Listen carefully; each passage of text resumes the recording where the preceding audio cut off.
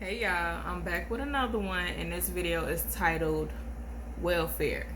Now, just a little quick reminder, y'all go shop at erinsedition.shop. Go ahead, grab you a God is Waiting on You, You're the Only One Plan, or a Nobody Got You, Like God Got You t-shirt. Go on the site, please, y'all. It's a God ordained business. Even if you may not be able to purchase anything, or if you don't want to, just check the site out and read about me and things like that. Look at the pictures of the products and just show it a little love. Okay, did I say the title of this video? The title of this video is Welfare. Now, I was on YouTube and a recommended video had popped up, and it was titled 1986 Special Report, The Vanishing Black Family. Now, I'm going to leave a link in the description below. I do advise y'all to watch this. It is definitely an eye-opener, to say the least. It's about an hour and 30 minutes. So, like I said, if y'all choose to, please check it out. Because it is definitely showing the generational cycles. And it's not cool. And y'all know I got something to say about it. So, here we are. So just a little bit of knowledge on it, a little bit of background of what it was about. A white interviewer, he was in Newark, New Jersey. He was interviewing a few black families, specifically single teenage mothers, I should say, single teenage mothers or single teenage women, young women though. So I think it was 3 different people, if I'm not mistaken. Let's just say they were couples. They weren't necessarily together, but the child's mother and the child's father. So the first set, the mama was 17, and I believe the daddy was 18. Because when she had the child, I think she said she was like, I don't know, 15 or 16 years old, and then the child's father is only a year older. So that was that. The second couple, she was 23. She had 2 children, and she had a 3rd child on the way. And her children's father was 26. And then the last lady, she was 29 years old. 4 different children's fathers, if I'm not mistaken. 4 different children's fathers. And she had 4 kids, I believe. Her oldest, like I said, y'all, she 29. Her oldest was 15 years old, so she had her baby at 14. And then the other 2 little boys, I don't remember how old they were, because I think she had 3 boys and 1 little girl, because I remember her saying she gonna show her little girl right or something like that. So it started off, he was asking them what they felt like. I don't know specifically, but it was along the lines of how they felt about the black father's presence, the black father's presence in the household. And they were just saying how his presence isn't really needed. He's not needed to raise up the baby. They didn't grow up in a household with their father, and they made it, their mama made it, and all this, right? Okay. Then the interviewer goes on to basically show how everybody was on welfare. So they was supporting their family, living in the projects, of course, with the welfare. So they was getting a couple $100 every month, waiting on their money at the mailbox, first of the month, every month, faithfully. And then, of course, it came along with food stamps. They showed them being in the store, actually purchasing their food with the food stamps. And it's crazy because my grandma, she used to tell me how they used to work. She said they had like individual, like literally stamps, and they would just individually give it to the cashier. So they were showing that. So I was like, well, okay, I see what my grandma was summing up. One of the ladies, she actually said, she was honest. She was like, I feel like this make me lazy because I'm able to rely on this money, this government money, government assistance to take care of me.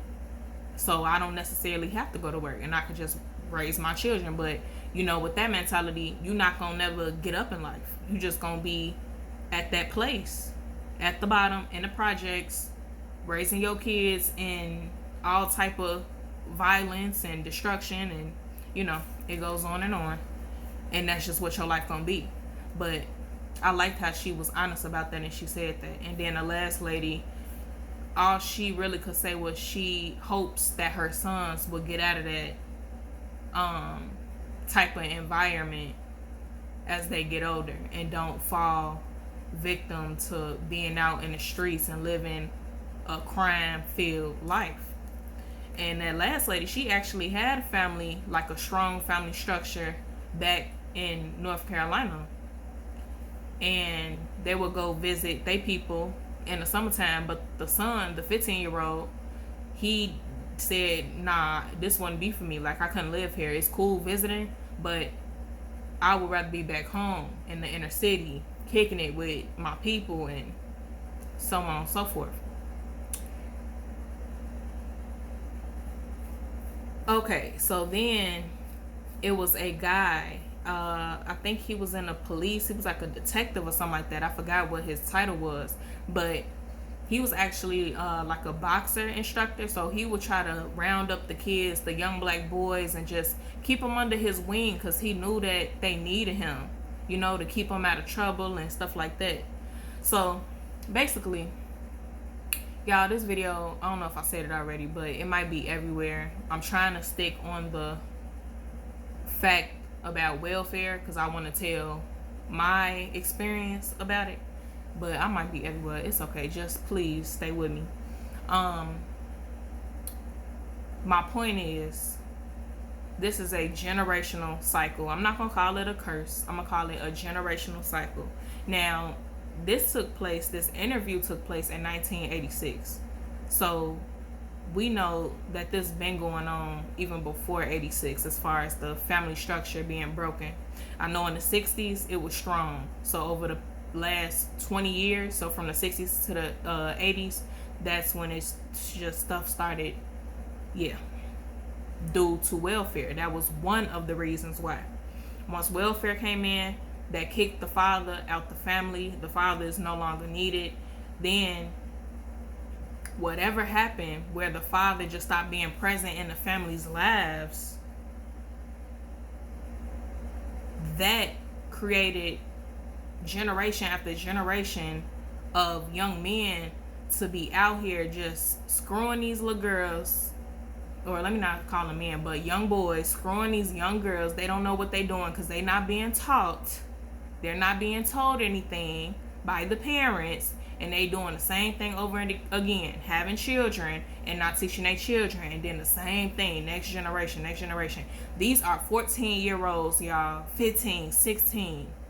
That is very young, very, very young to be having a child.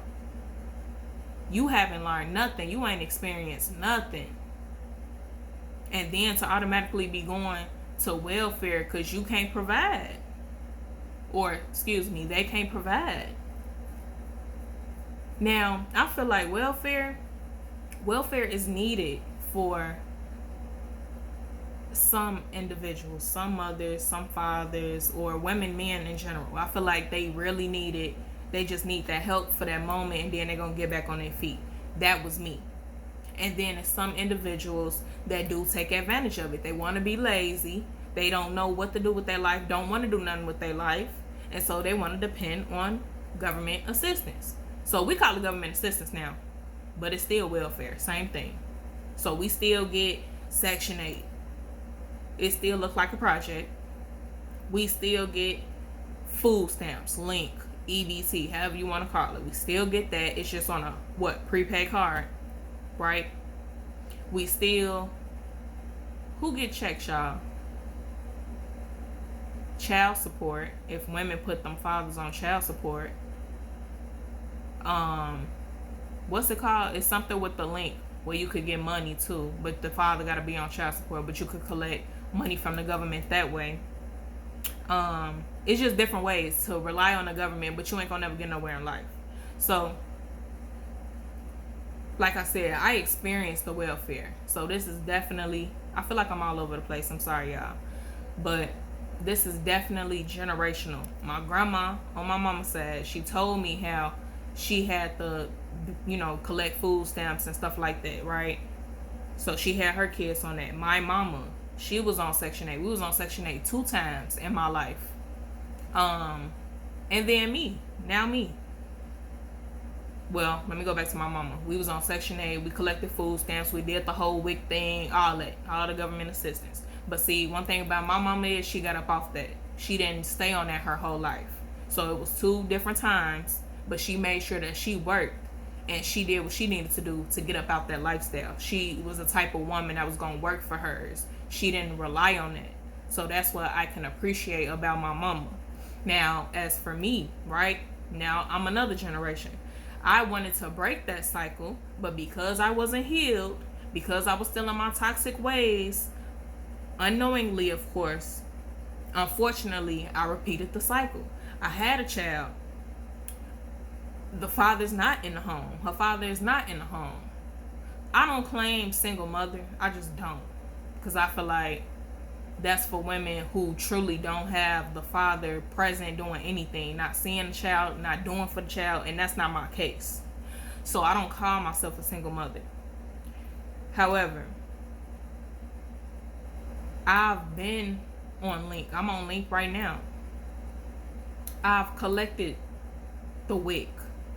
That's women, infants, and children. That's where they give you the formula if you formula feed your child. They give you eggs, oatmeal, peanut butter, beans, just certain foods that are for mother and child. WIC. So I did the Link. I did the WIC. I've done the La Heap, y'all. That's just your energy. Meaning your ComEd bill, meaning your light bill. I've done that. I receive money off of that. But one thing that I refused to ever do was apply for Section 8 and receive help off of Section 8, which is housing. I refused to do that. That was just too low down for me. That was too bottom of the barrel for me. And I'm not talking about anybody. Don't take this wrong, y'all. I'm not talking about nobody, because like I just said, we was on Section 8. My family, my bloodline come from that. I have family that's currently on that. So I'm not talking about it. I'm not talking down about it. But one thing about me is that was just too low for me. That would have been the lowest that it got. And I was never going to allow myself to get there. That's why I had to have faith in God. I told y'all, if y'all keep up with me, I could have lost my crib. These people were trying to evict me. The government actually helped me with my rent. It was a program that I had to use in order to keep this roof over me and my child's head. I've had churches assist me with money to pay my rent. I've had organizations to assist me to pay my rent. This has not been easy, y'all. It has not been a walk in the park. Now, I was also blessed enough to have a family that could help me, but they couldn't help me for no whole year, a whole 12 months. I wouldn't even expect that. So what I'm telling y'all is, I come from this, unfortunately. That cycle repeated again in my generation. What I'm telling y'all is, we really have to show our children love. We really have to teach our children. See, on that report, in that documentary, one of the girls said, I'm glad I had my baby because now I have somebody to live for. Now I have somebody to love me. That's a problem, y'all. It shouldn't take for us to go out, have a baby, and then have a baby with somebody that we're not even married to, that we're not even in a serious relationship with, that may lead to marriage. It should never get that far. And then these girls are 14, 15, 16, 17 years old. That is so young. That is very young. Because we don't know how to properly love our children. We so stuck on survival mode. or we so stuck on the fact that we didn't get it from our parents, so we created another generational cycle of the same stuff. This stuff gotta stop somewhere. A baby is not gonna fix our problems, I promise you. You're gonna have even more problems. This is for y'all teenagers, young adults. If y'all ever be playing around talking about, oh, I want me a little baby, me and my baby daddy, stop playing like that. I'm telling you, that's not the life that you want. You sitting up here talking about you want a baby daddy. So when that nigga go and treat you, and excuse my language, when that nigga go and treat you like a baby mama, but you want to be treated like a wife, don't wonder why. That's what you wanted. You wanted a baby daddy. You don't even know how to be a young woman 9 times out of 10, because you wouldn't be talking about you want a baby daddy. Period. That's what it is. So this situation, y'all, because I'm currently living it, having a child. See, I don't call him baby daddy. I just call him my child's father. Having a child's father, that's not where it's at. I don't want my child to grow up in a single parent household, having to go visit her father, but that's where I'm at. So I'm telling y'all this because I don't want y'all to repeat the same cycle. A lot of us grew up in this type of situation, only having our mama in the household. Maybe your grandma, maybe your auntie, you know, the women, more so than the men. Now, I did have my daddy in my life. I was fortunate enough to have him. He was man enough to stay in my life because he didn't have his father, so he was breaking the cycle as well. But a lot of us black individuals, we don't have that. These young boys, they don't have their daddy. A lot of them, they don't have them or didn't have them. They locked up, or the daddies are locked up, or the daddies are dead, or the daddies are alive and don't want to have nothing to do with them. It's real messed up out here. This is not where it's at, y'all. And ladies, we have all of the power. See, this is what people don't tell us. See, a lot of dudes was talking to me. They was trying to put me up on game, but they wasn't telling me how much power I had. You understand what I'm saying? Nobody was telling me how much power I had. Don't nobody know how much power they have. That's the problem. I just figured it out. Me. Now, yes, a lot of our black women are strong. You could be strong. You could be independent. That's cool. But at the end of the day, do you know your power? Because having that strength and having that independence, that's cool. That's going to get you somewhere. Yeah. But knowing your power, that's going to really get you there. And you already know what I'm finna say. That relationship with God. Baby, surrendering your trauma to our Creator. That's what's gonna get us somewhere. So anyway, back to power.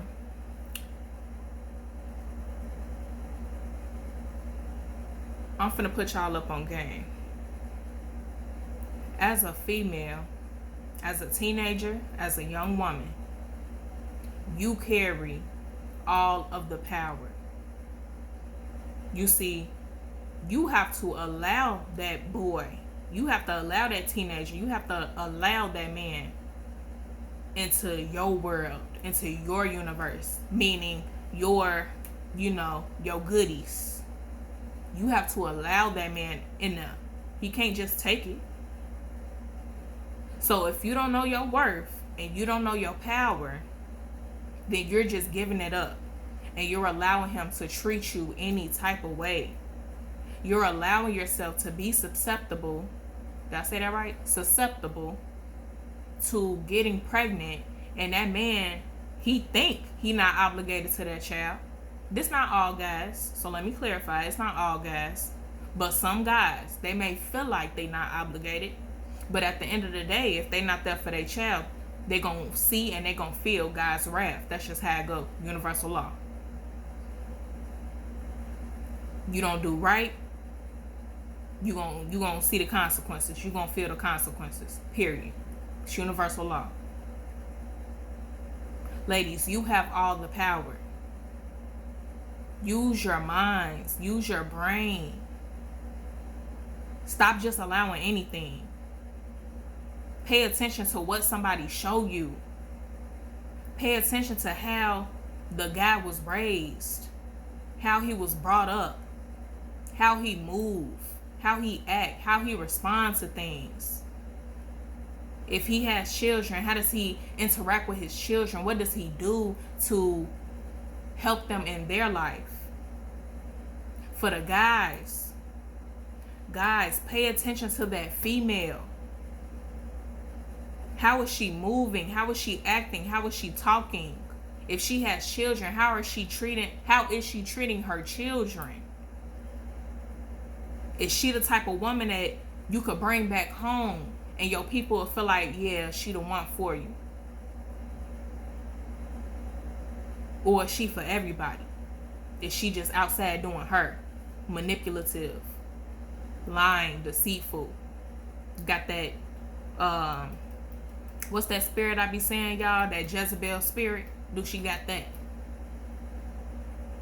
We have to pay attention, y'all. And if y'all got children, you need to love your children.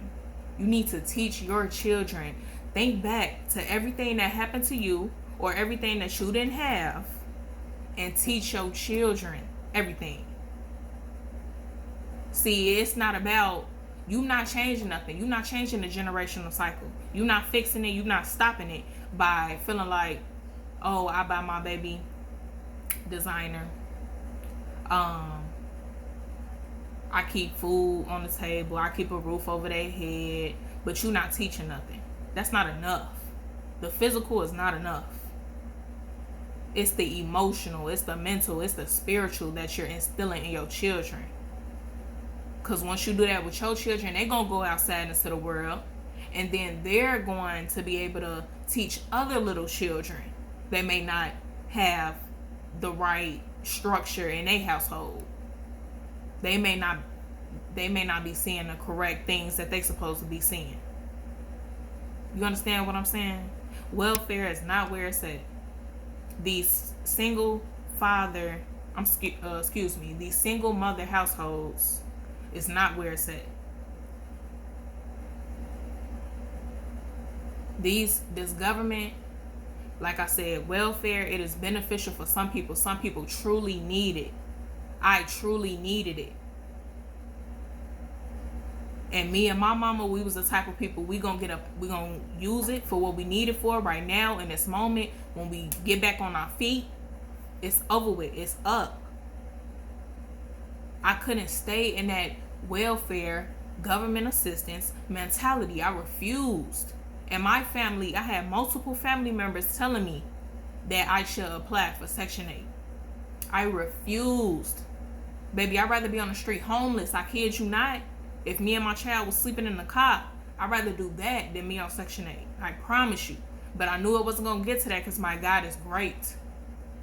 And I'm doing what I'm supposed to be doing.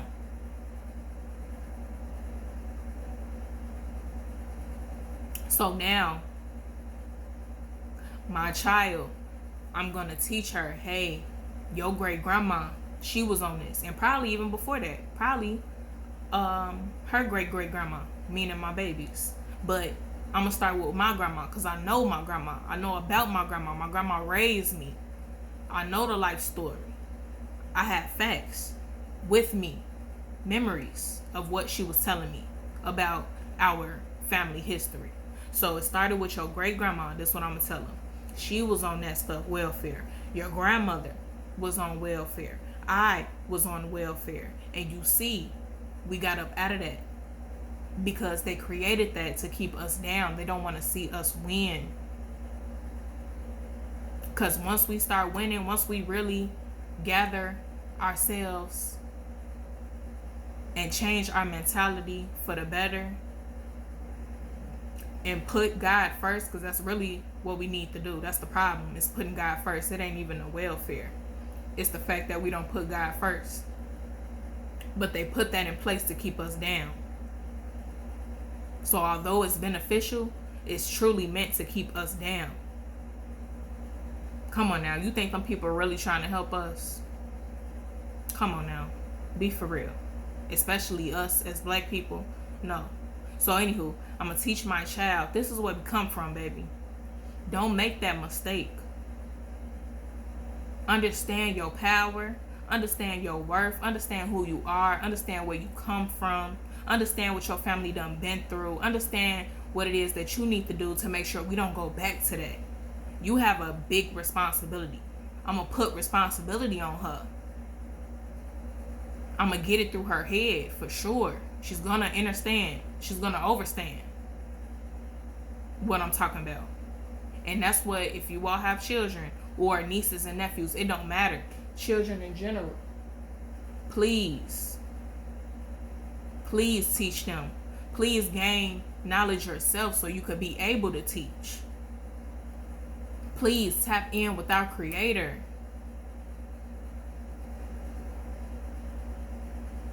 I'm not ashamed of it. I'm not ashamed of where I come from. This is what it is. And then show y'all like stuff as I'm going through my journey, and as I accomplish the things that I'm accomplishing and going to accomplish, and as I go through my trials and tribulations, I'm going to always know where I came from. I'm going to always know what I've been through. I'm not going to never forget. And I'm not going to never forget God.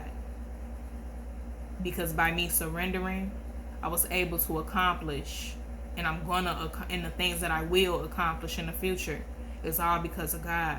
It's because I didn't allow myself to have that welfare mentality that was gonna keep me down for my whole life and as my child grew up. Period. Ladies, please get married before you start having children. And just because you married don't mean that that person is right for you. Tap in with God. Tap in with our Creator.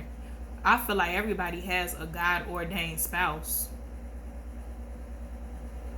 I don't know. That's how I feel. I don't know if that's a fact, but that's how I feel. I feel like everybody has a God-ordained spouse. It's just up to us to tap in and receive it. Be open to receiving it. So once you tap in with God and get clarity on who your person is, and then marry and then start having your family, that's the only way it's going to be truly right. That you're going to truly do it right. Now, we all make mistakes. We not perfect. Things going to happen. But I'm enforcing you all to do it the right way. Please do it the right way. I didn't want this for myself, but this is what it is. So this is what I gotta live in. And I gotta be okay with it. And I am okay with it. But this not where it ends though. Okay, y'all? Please don't carry on this welfare mentality, government assistance type of mentality. It is not cool. And watch that if you choose to. Please watch that that report, because it was definitely heartfelt. You definitely gonna see where your people came from back in the 80s.